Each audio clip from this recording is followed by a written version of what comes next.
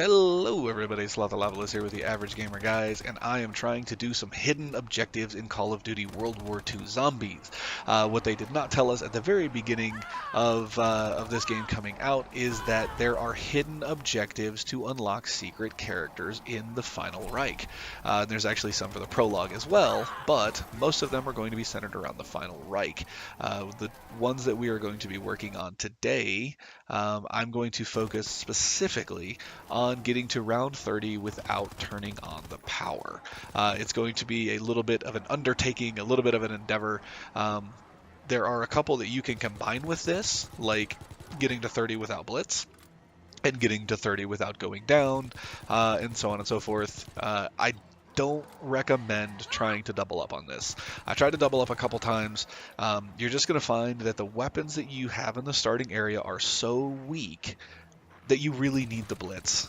You really need to be able to possibly go down. Obviously, we'd like not to. I actually don't go down in this run, even though you see me screw up royally there at the very beginning of the game, or at the beginning of the video. I don't actually end up going down with this. That is definitely very doable. Do the blitz. Use the blitz on this. The extra damage, weapon damage blitz is super powerful. Super helpful, and when you're running the Type 100 and the Thompson for the majority of the game like I am, it is definitely a necessity. I am carrying the Shell Shock perk because there are Voosling zombies everywhere. They start spawning so crazy. Don't believe me? Check that out. There are 3 of them right there. I'm going to snag ammo and turn around. Hey, there's actually 4 of them. Oh my god. I'm like, no, dude, no, just run away. They're everywhere, and popping that Shell Shock ends up giving or allowing you to give them double damage, and if you have the Raven research tokens built up, you can actually get the perk to where they will take triple damage. Not bad, but honestly I wish I had used Free Fire. I'd used Free Fire in a couple different runs before this while I was trying to double up on some stuff, and it didn't end up working out, pardon me. But I decided to give Shell Shock a try, and obviously it worked, but I do think I would have had a much easier time with Free Fire, especially since I have the mods that when you use Free Fire, your weapon becomes Pack-a-Punched all of a sudden, and it just ends up making Free Fire that much more effective. Now the power is off, so don't go in this room. I forgot that this door stays closed if the power is off, so I kind of screwed up royally. Luckily, I had saved up Shell Shock and I had one ready to go. Now, that was the first time that had happened to me all game, and that only happened because I couldn't decide which circle I wanted to run.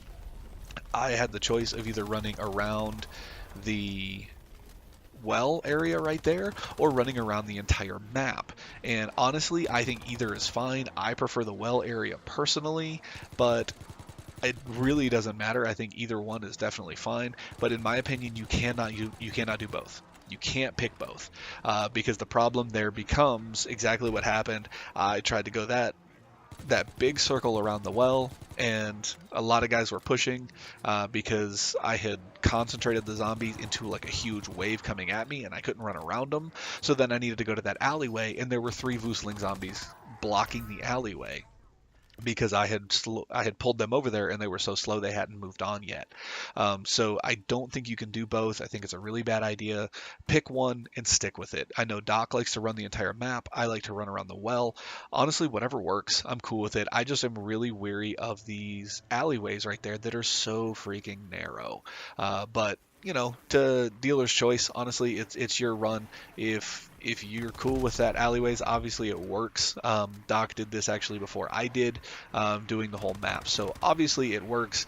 It can be really effective, but you need to find out what is best for you and just stick with it. You'll see there I almost have $180,000. You're going to take some hits. That's fine. You're going to have the money to buy the armor.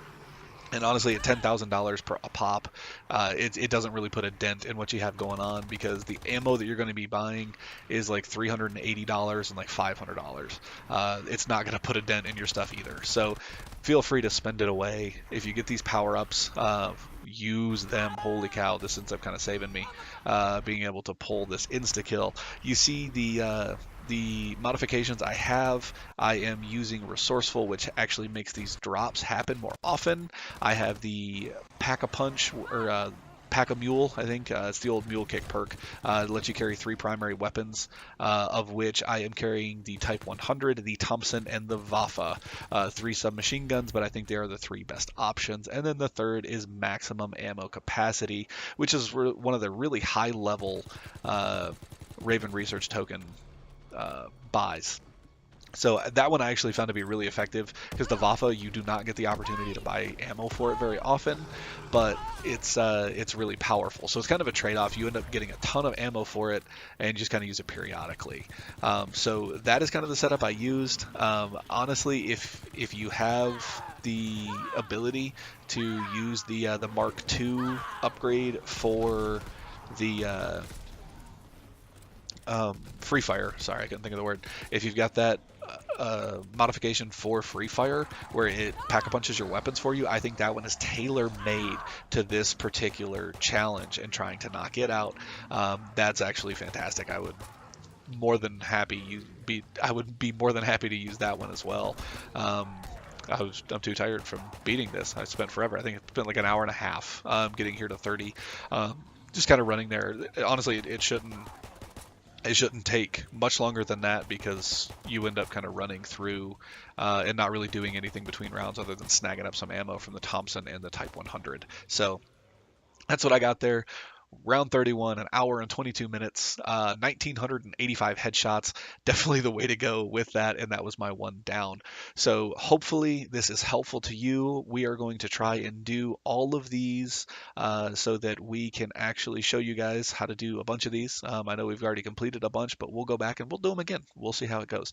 So for Doc, I am Sloth, and we are the Average Gamer guys, and I will see you next time.